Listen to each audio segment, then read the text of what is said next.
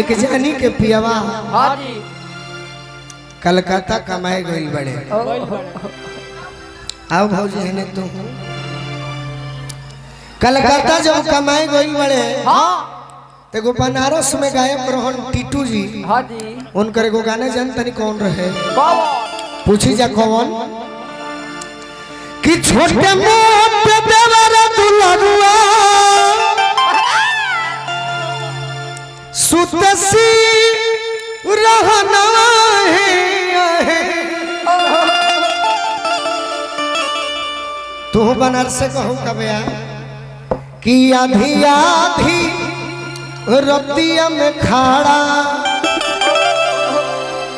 कोरेले बेलना। हंस के गाना खराब कर दिए। अब देवरा के शिकायत हाँ जी चल ने काहे देवरा के शिकायत के करा से करे के बा? केकरा? अपना बोलमुआ से। हाँ आ का कहे के बा? हो राजन चाचा हमारे कुछ भाई आई बड़े आरा से भी जरा के यहाँ 15 तारीख के हमारा जाए के आधा घंटा खातिर सोहर गावे। चलो हम देवर के शिकायत कर अपना बोलमुआ से। हाँ आ का कहबू? एगो गाना गा के बैठा तनी फिर कबे के सुने के बाद तो गावना करा के तू वही लो महराए पिया।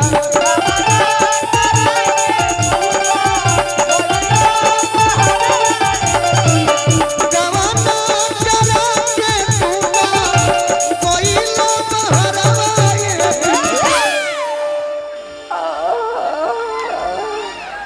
तो मनता जवानी अभिया मनता जवानी अभिया छोटा का देवराए पिया।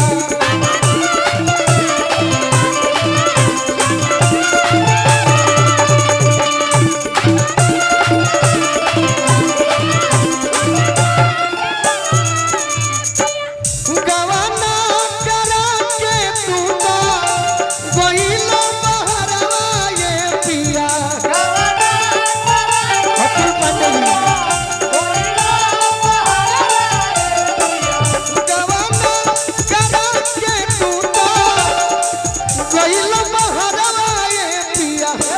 मंगता जवानी अभिया मंगता जवानी अभिया छोटा का देवराए पिया।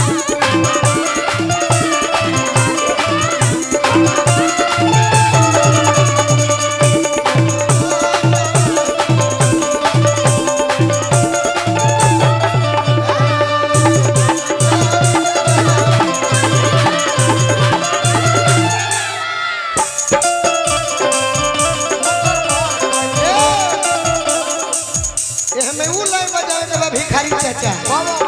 तोरा दिलवा मोर दिलवा एके से मिला तोरा दिलवा मोर दिलवा एके से मिला धप धप करे बिना छुई के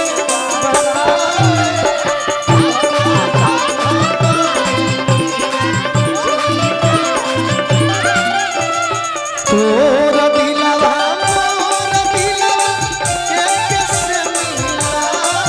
ए कबया तोरा दिलवा मोर दिलवा एके से मिला धप धप करे बिना।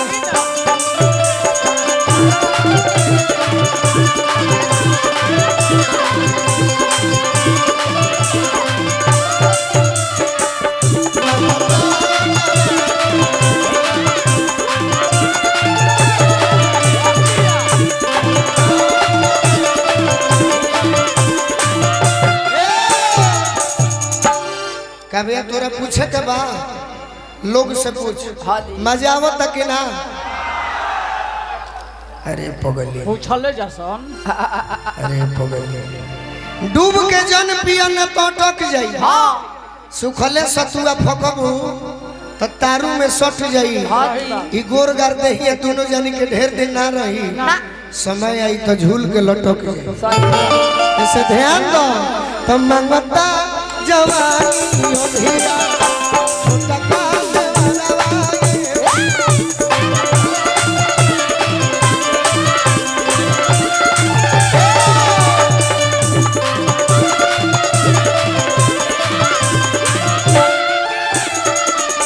अभी गड़खा से हमारा भोला बाबा आशीर्वाद देने 2100 रुपया। आई हमार मुन्ना भैया है पेट्रोल पंप के मालिक। हाँ जी पेट्रोल। हम ऐसा कंपनी के सदस्य हैं। ठीक बा फिर हमारो फायदा होई तो हमनियों के फायदा। देवरा के शिकायत करतिया हाँ जी। रहे घुरिया लो घर में रहता है किस के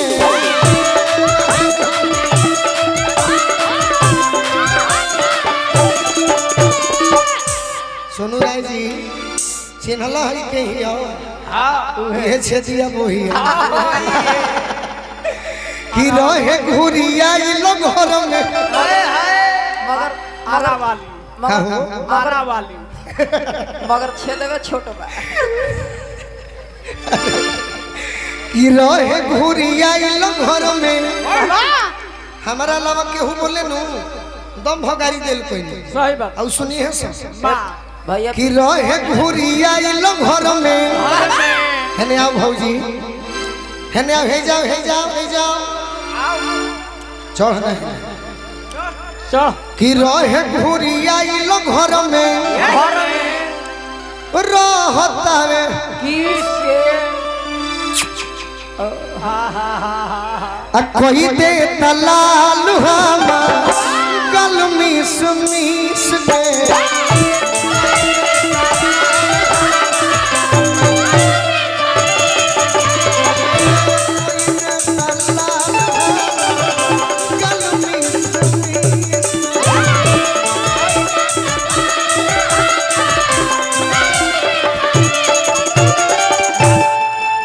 कि रतिया में सुतिरे जाता तनी खुल के बोलो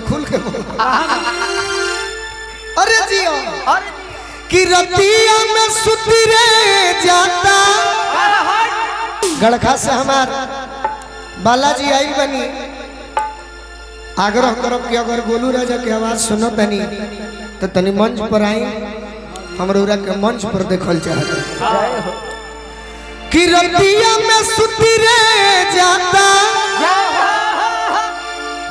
आई के पजरवा ये पिया। अच्छा ये देखने में तो बहुत बच्ची है। हाँ जी देखने में हाँ जी अध्यक्ष जी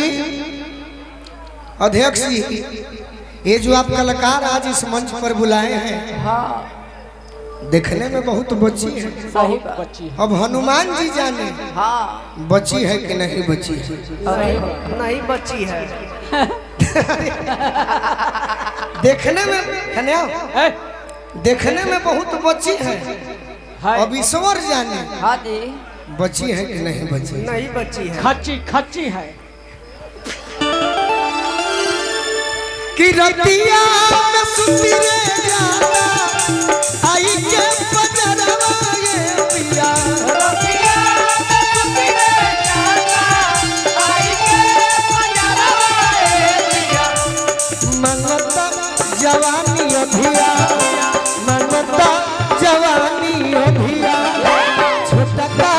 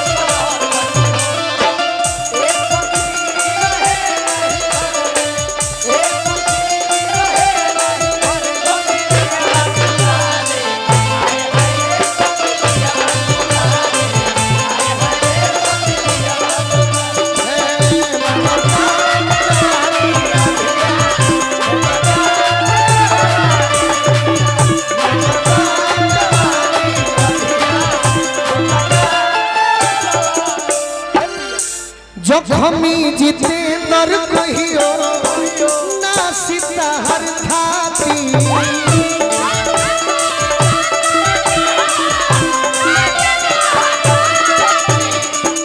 अरे गोलुआ देवरवा भई बड़े उत्पाती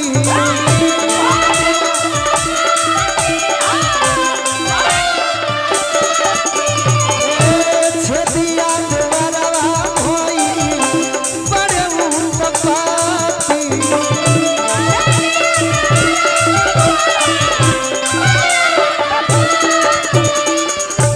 रहे घुरी आई लहरवा घर के भीतर आए पिया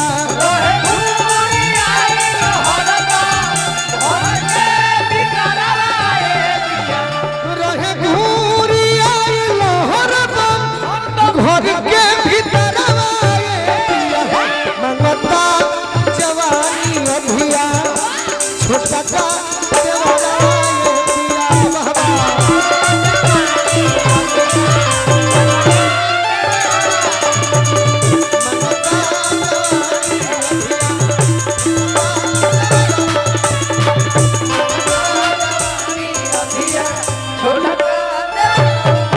पिया बाबा